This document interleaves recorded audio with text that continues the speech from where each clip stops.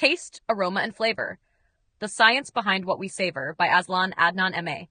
Sunday, 2nd of November 2025.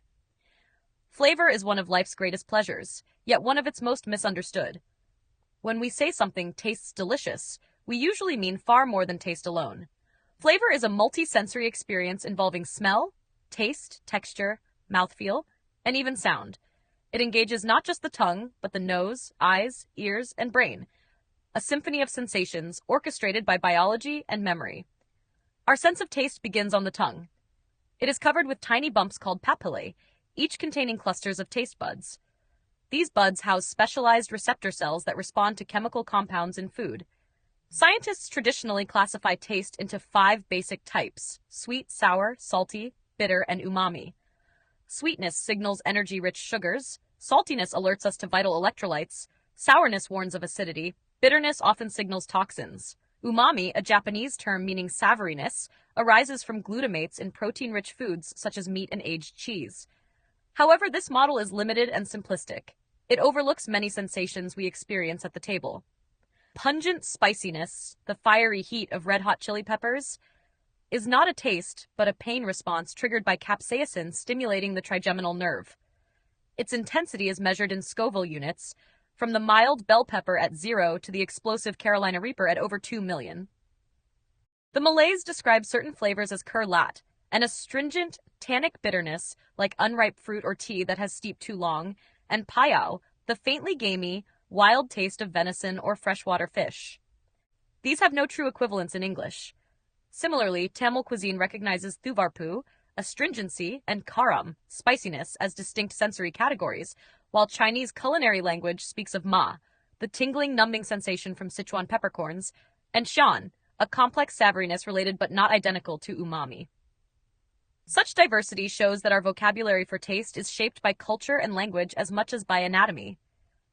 The reality is nuanced, complicated, and messy, making flavor a profoundly subjective and personal experience.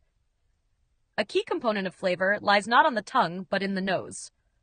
Up to 80% of what we perceive as taste actually comes from aroma. Foods like belacharn, chinchar lok, and stinky tofu are a little salty, yes, but they also have distinctive funkiness all of their own.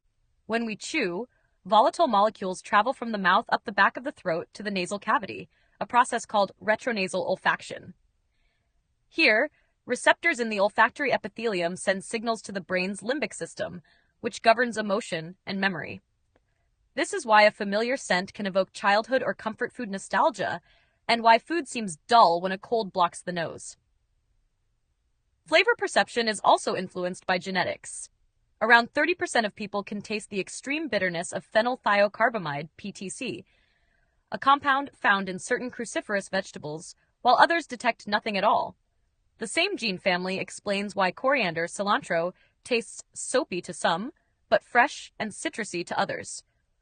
Likewise, sensitivity to asparagus metabolites, brassica bitterness, or artificial sweeteners such as saccharin varies between individuals. These differences show that taste perception is wired as uniquely as a fingerprint. Our brains integrate these chemical signals with texture, temperature, and even sound to form the holistic impression we call flavor. The creamy richness of chocolate, the crunch of crisps, the fizz of soda, all contribute to the experience. The orbitofrontal cortex combines information from multiple senses, influenced by expectations, memory, and context. A meal eaten in candlelight may seem more refined than the same dish under harsh fluorescent light. The color of a drink can make it seem sweeter, while music tempo can alter perceived acidity or bitterness. In the end, flavor is not a property of food, but a creation of the mind, a complex interplay of biology, chemistry, culture, and psychology. Each mouthful is filtered through our unique sensory wiring and personal history. To savor food fully is to appreciate this miracle of perception, where science and pleasure converge on the tongue, in the nose, and deep within the brain.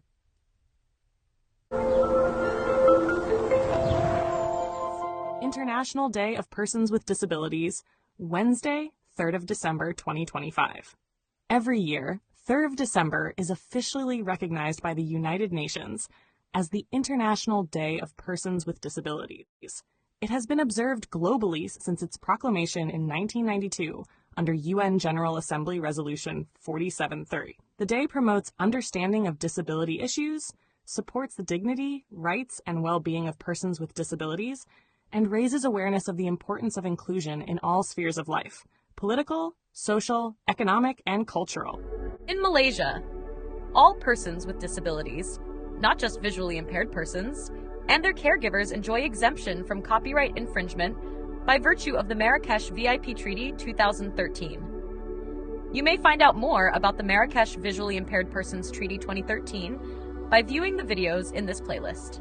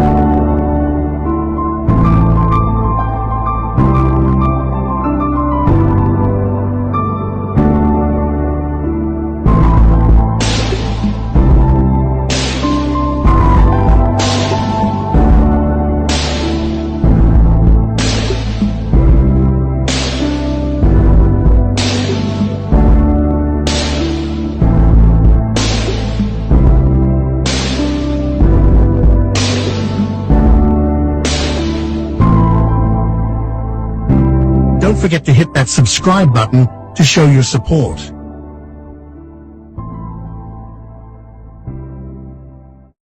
Share your thoughts in the comments below. Don't forget to like this video and subscribe to our channel to show your support.